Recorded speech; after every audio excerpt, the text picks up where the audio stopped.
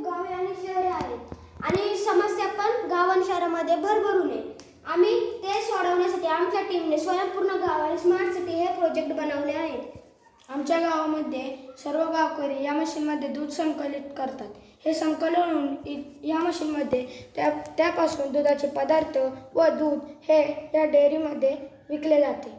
आमच्या शेतात जे पण उगते ते आम्ही भाजीपाला स्टॉलमध्ये जाऊन विकतो आणि स्वयंपूर्ण किराणा दुकानामध्ये आम्ही शेतातलेच काही प्रोसेस करून विकतो, जसे की गव्हाचे पीठ, औषधी वनस्पतींपासून बनवलेले औषधे इत्यादी. स्वयंपूर्ण गाव सारखाच आम्ही सुद्धा स्मार्ट सिटी हा उपक्रम बनवलेला आहे. याच्यामध्ये जर गावामध्ये सर्वात मोठी समस्या म्हणजे कचरा कुठे टाकावे. आता आम्ही असा उपक्रम बनवला आहे. 3 मजली इमारत आहे. याच्यामध्ये 3 पाईप जोडले आहे.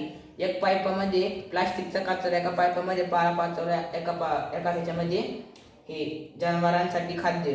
आता जर आपल्याला उरले सुरले खाण्यापिण्याचे साहित्य असेल ते आपण ह्याच्यामध्ये टाकू शकतो गायांसाठी. आणि आपल्या घरातले झाडं बिडं असतील त्यांचा पालापाचोळा आपण ह्याच्यामध्ये टाकू शकतो या पाईपामध्ये.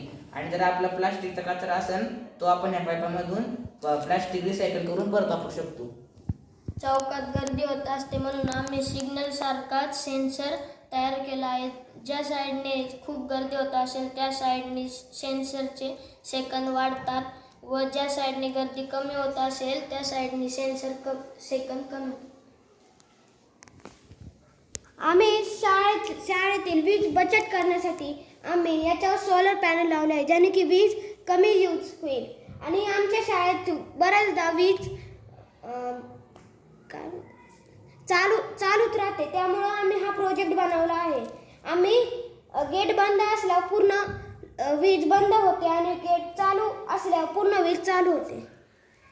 अशा प्रकारे भारतामध्ये स्वयंपूर्ण गाव व सिटीमध्ये स्मार्ट सिटी हे 2 असल्यावर भारत नक्कीच आत्मनिर्भर होईल.